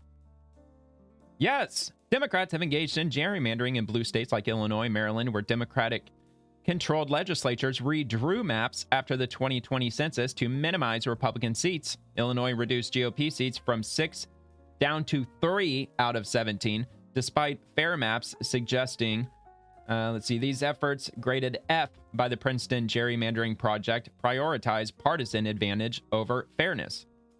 And I bet after 2020, I would go as far as to assume that in Illinois, they've probably gained Republicans by just standard population numbers. I bet there were probably more people who flipped from Democrat to Republican than from Republican to Democrat, at least, because you don't often really see that ever. Not to say it doesn't happen. I'm just saying the rate at which people flip from Democrat to Republican is probably higher than vice versa. So yeah, they're already engaging in gerrymandering, and that's just a couple examples. What about California and New York? California Independent Redistricting Commission, not Democrats, drew maps post-2020 census, adding A for fairness by the Princeton Gerrymandering Project. Although some argue it still favored Democrats slightly. New York Democrat-led legislature's maps were struck down by courts in 2022 for gerrymandering, favoring Democrats, aiming for 22 out of 26 seats. That is insane. But yeah, I mean, look, we got at least a couple of states as an example. Plus, I'm sure it would be some independent entity if Florida is looking to do any redistricting, because that's probably the law. They're probably required to do that. Oh, did I just... Yeah, I think I just did that again. Damn it. What was I on, like, August 15th? Oh, yeah, I think I actually went a little bit too far. Yeah, this is it, right? Yeah, that's where I was. Okay. All right, moving on. See what else? How long have I been going? Damn, over an hour? Hey, man, it's the weekend. It's Sunday. I got nothing going on. Which, by the way, update on my air conditioning. Still not fixed. I'm on day 10 with no central air conditioning in my house. So I got a thermostat, because the thermostat that I currently have, it's like 19 years old. It's an old thermostat. So I was thinking maybe the electronics inside, the circuitry or something may have gone awry, because for several years now, it's been reading 3 degrees warmer than it actually is in the house. It says it's 78 when it's actually 75 because I have one of those little weather stations you can buy on Amazon. It tells you the outdoor and the indoor temperature, which I'm guessing is a lot more accurate than what my thermostat's reading. So I thought maybe the thermostat was contributing to why my transformer in my HVAC unit keeps tripping. So, and I know you can bypass the thermostat. I know that. I already saw how to do that. I just figured, you know what, I'm just going to get a new one. And worst case scenario, I'll just return it back to Amazon and just get a refund on it. So tried it today, didn't work. Transformer still tripped after 5 seconds. It's short cycling. And I've already looked at the capacitor. I've already looked at the compressor with my I'm trying to think what else I did. I did find one wire that had some of the insulation that was cracked on it, which I've already wrapped up with electrical tape. And yeah, now I'm at the point now. Oh man, what was that? Not a bypass unit. I can't remember what it was called. It's that little box where all the cables out there in the air conditioning unit, all the wires connect to it. And then from there, it branches out to the fan and then the compressor and the capacitor and the circuit board that's out there. I just ordered it, so I'm pretty sure that's what I need. I have a pretty good feeling. VAC coil AC contactor, AC motor contactor replacement, air conditioner compressor condenser unit contactors. So I got a new contactor, and it was like $13, and it'll be here tomorrow. So I'm gonna put that into the unit tomorrow. I've already got it ready to go. So I'll replace that. And if that doesn't do the trick, if it shuts down after 5 seconds, then there must be a short in the wiring somewhere that I can't find. And I guess that'll be the time to throw in the towel and call in the heavies. Call in the AC guys and have them come out and fix it once and for all. But in the meantime, I'm gung-ho on trying to fix this. I want to fix it. I want to triumph over my AC. Even at a cost of having to go 10 days without AC in St. Petersburg in early September, where we're dealing with low 90s every single day. It's all right, man. Yeah, I ain't gonna melt. Not gonna melt. All right. We're on this one now. Since FDR signed the Social Security Act 90 years ago, it has helped millions, including 141,000 plus people in Florida's District 9, secure retirement, disability, and survivors' benefits. While Republicans push cuts and privatization. Dude, privatization's not a bad thing. House Democrats are fighting to protect Social Security for all. Let me just do a check here.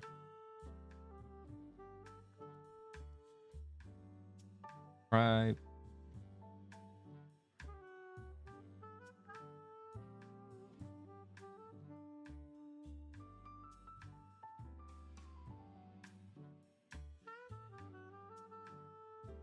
I hope I didn't screw it up by putting that. Here we go. It would shift retirement savings from a government-run system to individual investment accounts. Potential effects include increased individual control. Oh, look at that. How's that a bad thing? People could choose how to invest their retirement funds, potentially leading to higher returns or losses, though, based on market performance. If you're fully in control of it, I think most people probably shouldn't go into the whole privatization of it just based on 401ks. Yeah, some people do quite well with their 401ks. Most people might do mediocre, but a lot of people also lose 401ks. Look at 2008. Didn't millions of people lose their entire 401ks as a result of that debacle? Higher risk, unlike the current system's guaranteed benefits, private accounts are subject to market volatility, which could reduce retirement income for some. Reduce government liability. The long-term financial burden could decrease, but transition costs to private accounts would be significant. Inequality in outcomes. Savvy investors might benefit more, while those with less financial knowledge or poor investment choice could face inadequate retirement funds. Just as I said, I don't think it's for everybody. Administrative costs. Private accounts could involve higher fees compared to the current system's low overhead. The impact depends on implementation details, market conditions, and individual financial literacy. They should give you a choice at the very best. If you don't want to privatize your own Social Security, then don't do it. But if they want to move to full privatization, I don't know. I would probably lean toward that not being a very good thing. Probably not a good thing, but it obviously has its benefits. Although not every single person will benefit from it. Some people might end up losing out, and that's really not what Social Security is supposed to be there for. It's supposed to be there as a safety net for you.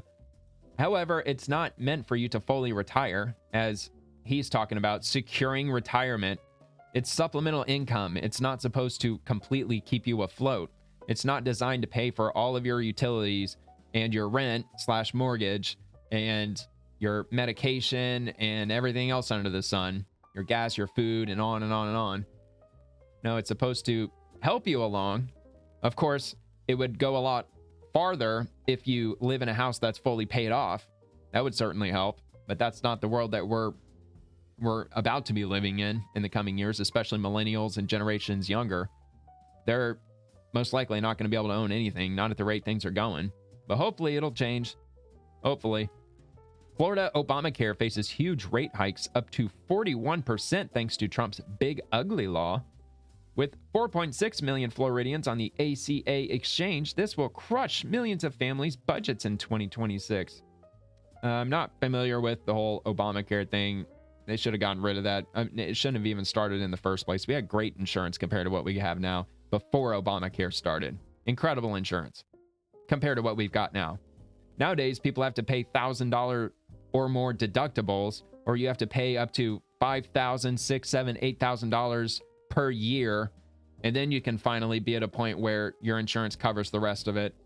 It's a really fucked up system, and I'm sure there is not a single person out there who's praising insurance at all, and you can thank Obamacare for that, because before Obamacare fucked everything up, we had pretty decent insurance. $250, or was it $200? No, I think it's $250 inpatient, $100 ER, $50 for immediate care, $35 specialist, $20 PCP. That's it. There were no deductibles and all that back then. Maybe there were for some, maybe to some extent, but by and large, man, it was a lot better than it is now. Rate hikes going up 41%. I'm sure that he's probably spinning it in some kind of way. Let's see what one person commented. John Peters, Obamacare needs to be redone. It's a disaster, and Mr. Congressman Darren Soto does not have any solutions to bring to the table. Dude, he has no solutions for anything. Nothing. He just whines and complains about something he doesn't like, and he never offers a single solution. I don't think I've read a single solution in the last hour and 27 minutes. I haven't read any. Let's see. Any solutions to bring to the table? Stop crying all the time. Start bringing solutions. That's what we pay you for. Remember, you'll never get a job that pays this much ever again. You don't have the ability to make the best of it. Anyway, yeah, I think that deserves a like. Why not? He makes a good point. Moving on. Keep rolling. All right, here we go. We have only felt about 22% of Trump's tariffs so far. I don't think we've really felt much of any. That number will soon rise to 67%. So when you read this on its face, according to him, the cost of literally everything, your rent, your mortgage, your food, your consumer goods, your utilities, everything is going to go up exactly 67%, maybe even higher than that. U.S. companies have taken a beating trying to absorb the tariffs. They can't hold out much longer. What a totally avoidable mess. Because they want globalism. They don't want American manufacturing to return. They want the U.S. to collapse. They want it to burn. Because if it fully collapses, then they could rebuild their magic utopia that they've always wanted. Their communist utopia. Where we have what would probably resemble the Hunger Games. U.S. consumers absorb most tariff costs. Goldman says, well, who the fuck is Goldman? Why does Goldman have the crystal ball and none of us have it? Analysts at the firm. What is this? Goldman Sachs? Yeah, Goldman Sachs. U.S. consumers will eventually take on 67% of tariff-related costs.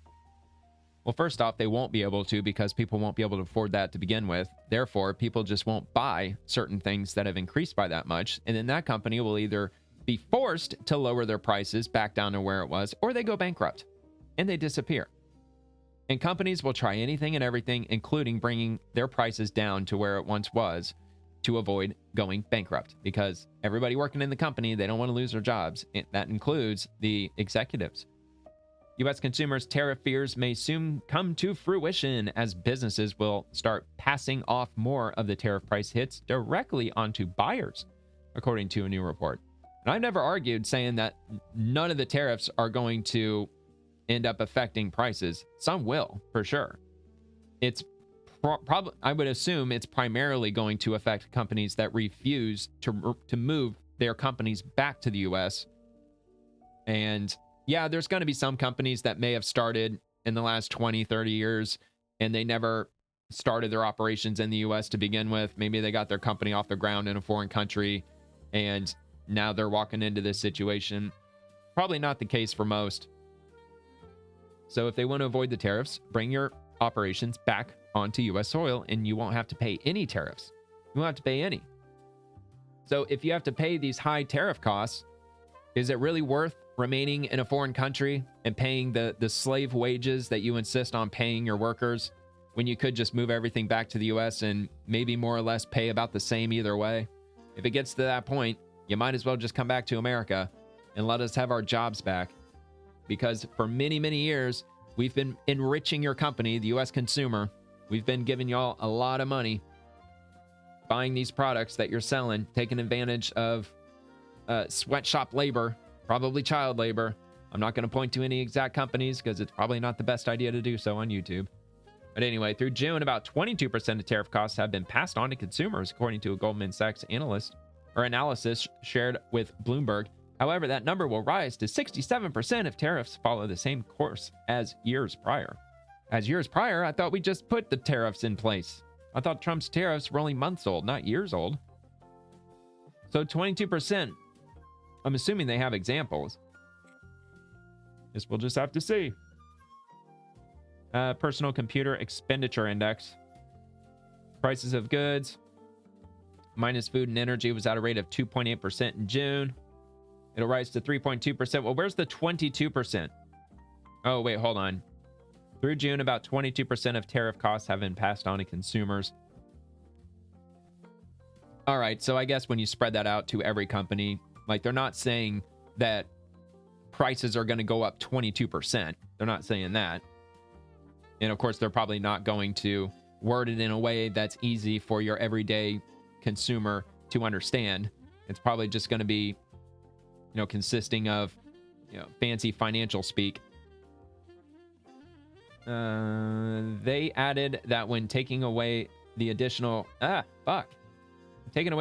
cost from tariffs, the inflation rate would have been 2.4%. So far, the analyst said tariffs have increased this index by 0.2%, expected to rise 0.16% for July and 0.5% for the rest of 2025.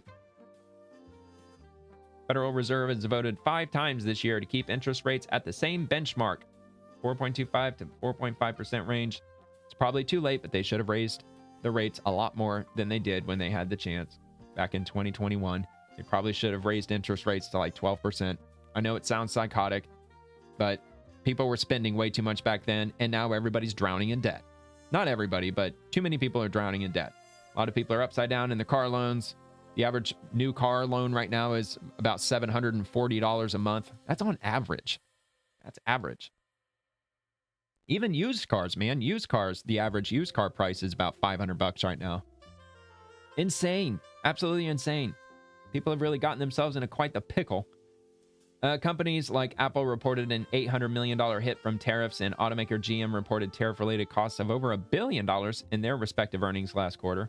Well, GM, maybe they should start manufacturing their parts inside the country and quit relying on China then.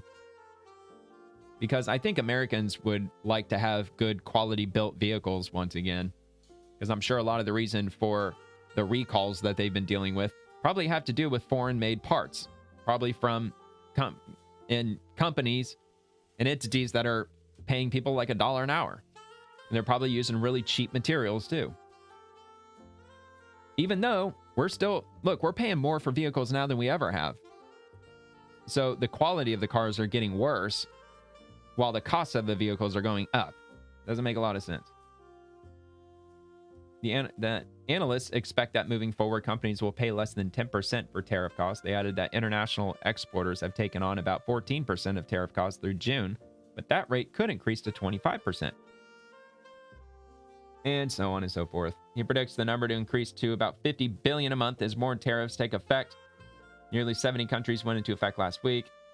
He's willing to abruptly change his mind on existing trade deals, as he did with Mexico and Canada. Well, it's a good thing because he lowered them. It's okay to change his mind. That's okay. And again, maybe the tariffs will stop. Maybe the Supreme Court will say, sorry, President Trump, you didn't have the authority to implement these tariffs, and now they have to go away. That would not be good as far as our national deficit's concerned.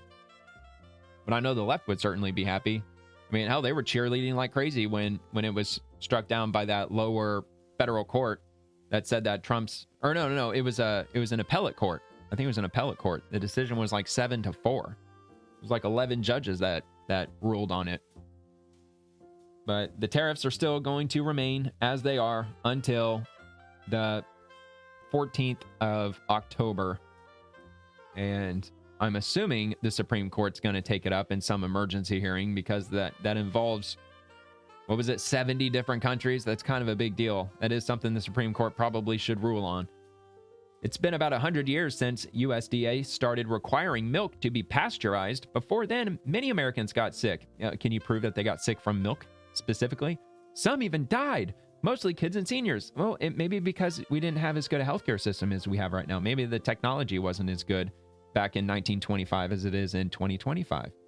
Do you want to make Florida sick again? Very low IQ, sir. I would say I not well versed in pasteurized milk. I've heard of non-pasteurized milk. I've heard of that before. I heard that it does have a lot of good health benefits because the pasteurization process, it kills a lot of the probiotics that are in milk, something like that. I think it should be your choice, your body, your choice, just like the vaccines.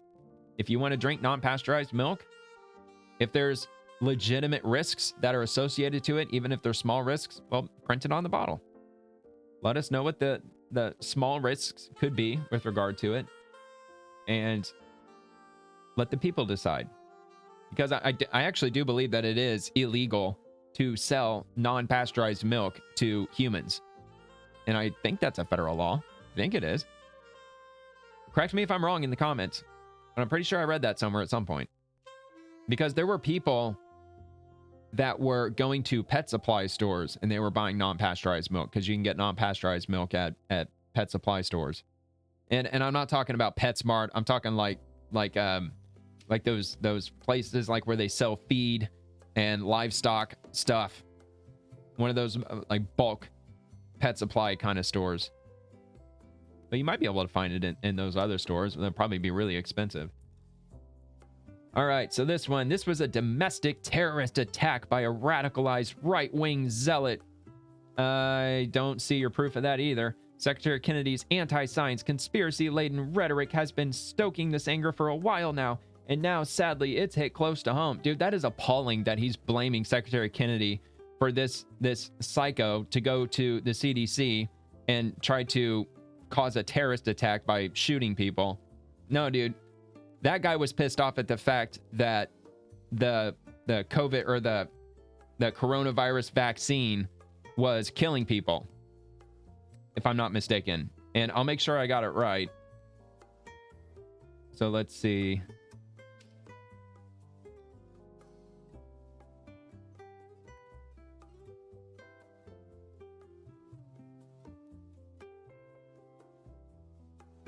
I want to make sure I got it right. The attacker, Patrick Joseph White, targeted the CDC due to his belief that the COVID-19 vaccine caused him personal health issues, including depression and suicidal thoughts, and he wanted to publicize his distrust of vaccines. Has nothing to do with Secretary Kennedy. It has everything to do with the CDC. Not everything to do with the CDC. It also has a lot to do with those like Pfizer and the other Moderna and all those other companies, Moderna or whatever they're called, the ones who created the vaccine. Doesn't have anything to do with Secretary Kennedy's anti-science, conspiracy-laden rhetoric. It has absolutely nothing to do with why this officer was killed. It doesn't. This dude is low IQ, man. I'm telling you, man. This dude is deranged. He is deranged. Very triggered. He's ultra triggered. Yet another abuse of power by President Trump. DC's crime rate is way down, so this is wholly unjustified. He did nothing when traitors sacked the Capitol on January 6th. But sounds the alarm when one of his Doge bros gets beat up. What a joke. Washington, D.C. is a beautiful city. D.C. is home to 700,000 people and welcomes millions a year.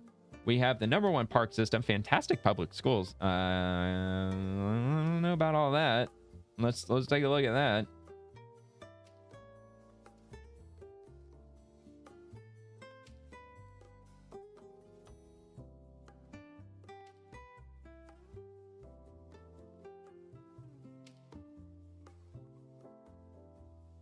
I'm not so sure.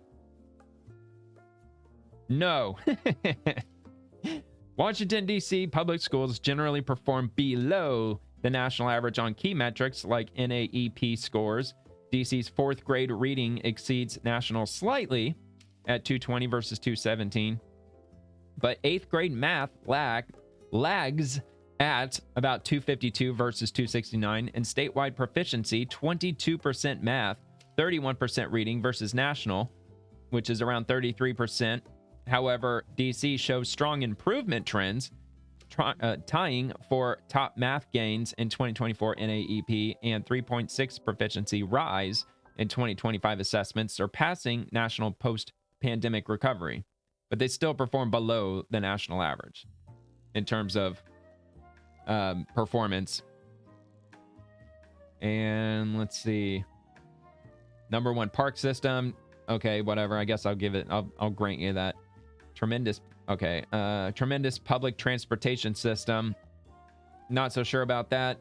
I'm sure that crime on transportation in DC is probably just as bad as any other blue city that has public transportation.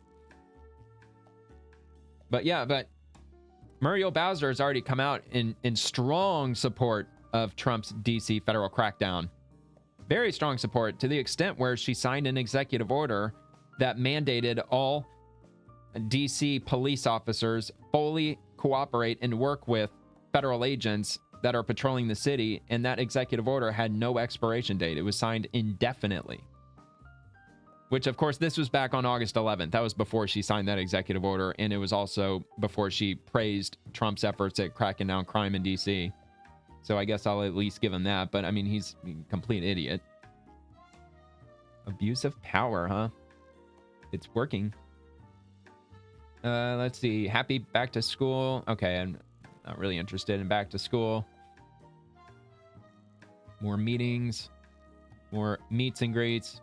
Because it's that time of year where representatives, they go back home and they hang out with everybody locally. At least they're supposed to. And they make it appear as though they are. Oh man, a lot of meet and greets in like the beginning of August. President Trump brags about raising $300 billion in taxes on the American middle class. To make matters worse, the big ugly law cuts your health care to give giant tax cuts to the richest Americans. Well, we've already basically been already over that. Trump announces that his tax on Americans for importing goods are delivering record revenue, projected at $300 billion this year, and that although the purpose of this tax is to pay down debt that the big beautiful bill raises by $3.4 trillion, he may use the tax on Americans to pay a dividend to Americans because, you know, he's bigly smart. All right. And I did read somewhere, not 100% confirmed, that the big beautiful bill did raise the debt ceiling. I don't know if it was by that amount. Honestly, I thought it was closer to $5 trillion. And apparently they had to raise the debt ceiling by that much in order for the tax cuts to happen, because they were not cutting down on government spending, at least not enough to allow for the tax cuts to be at the amount that they're expected to be. Anyway, EPA getting pretty close to being done with this. I've been going at it for a while. Just seeing if there's any more. That dude was all over the place on August 6th.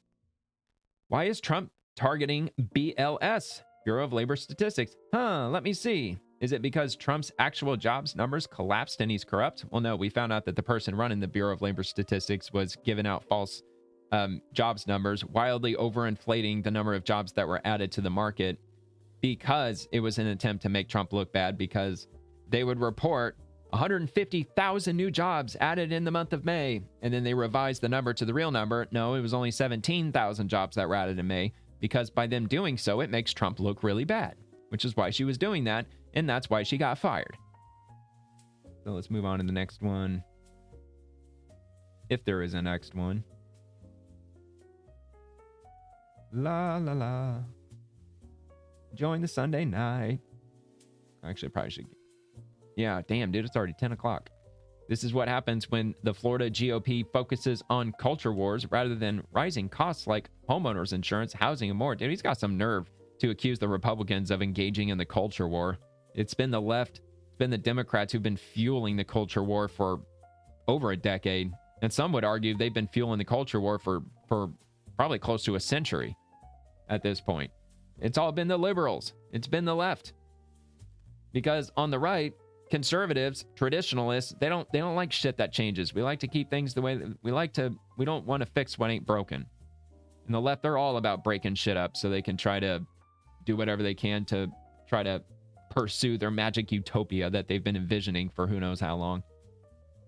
Rather than rising costs like homeowners insurance, housing, and more, Floridians are financially struggling, which I've already been over. It has to do with the whole COVID bullshit. At the sixth highest overall share of people with accounts in distress is 7.3%. Financially distressed people, seventh most accounts per person in financial distress. Yeah, because so many people moved to the state of Florida, and now everything's extremely expensive, and our wages hadn't moved in Florida. So you could thank blue states for that. Plus, a lot of people who moved down here from blue states, they sold their house wherever they were, in Massachusetts, New Jersey, New York, like Illinois, wherever. They sold their house for like $700,000, which in those areas, it's like some crappy 2-bedroom, 1-bathroom, little 900 square foot house like you might see in like Los Angeles or something. They sold it for a crazy amount of money compared to how much houses cost in Florida. They took that $700,000 and they were able to use it to pay cash for a house, which $700,000 for a house in Florida, especially pre-2020, was a hell of a lot of house. That was a lot of house. I mean, we're talking like 5-6 bedrooms, 4,000 square feet. And it doesn't buy you that now, thanks to all of these blue state dwellers that moved down here. All right, well, maybe I'll just do one more. I'll just do one more, if there is one more. That might be the last one. Here's one more. Kids go hungry in the U.S. with $186 billion in SNAP cuts from the big ugly law. Kids go hungry abroad in Haiti, Gaza, Sudan, and everywhere due to 80% USAID cuts with food rotting away. Our farmers want to feed the U.S. and the world, but now they go out of business instead. Hashtag Trump did this. No, SNAP cuts because able-bodied people have to get back to work. So they're cutting a lot of SNAP benefits for people who are able-bodied and they have children over 14 years of age. You got to get back to work. You got to work at least 20 hours a week or else you're going to lose your SNAP benefits. Plus, the glaringly obvious one is the illegal immigrants. They're not getting SNAP anymore. They're not, because they made it so. The Trump administration. And the whole Haiti, Gaza, Sudan, all that. Not sure, like, World Food Program. What about that? And we all know that USAID was largely a front of a slew of different Democrat operations that were going on, which is why they're shutting down USAID, because it's an insanely corrupt institution. And if you want food to go to those places, I'm sure there's plenty of nonprofits that you can donate to. Especially with Rep Darren Soto. How about you take a percentage of the amount of money that you're making in Congress and then donate it to those nonprofits that are going to feed people in places like Haiti and Gaza and Sudan? Don't we have hungry people in the U.S.? Isn't that what he was saying, that kids are going hungry in the U.S.? So if kids are going hungry in the U.S., then why the fuck are we giving money to Haiti, Gaza, and Sudan? How come we don't give that food to, I don't know, American kids? It's almost as if he's full of shit. All right, whatever. I'm done. So that's Rep Darren Soto for you. He's in what was the district again? District 9? Yeah, Florida District 9, Osceola, parts of Orange and Polk County. Very typical Democrat by today's standards. Nothing really special. He copy-pastes probably most of what he posts on here anyway. If it's him posting, I'm sure some of it is him posting, but I'm sure he's got his handlers, his fucking goons that are out here just posting on his behalf. That wouldn't surprise me, but all right. I don't know. I'll probably do another one of these. That was actually kind of fun. Just going through just some random Democrats profile and just to see what they're talking about. Just digging into it and just seeing whatever I come up with as far as what they're talking about, even though he really doesn't have a whole lot of attention that's directed toward him. So probably not a lot of people out there have heard of this guy, but he's here. He's just another one of your typical Democrats. Anyway, thanks for watching. See you later.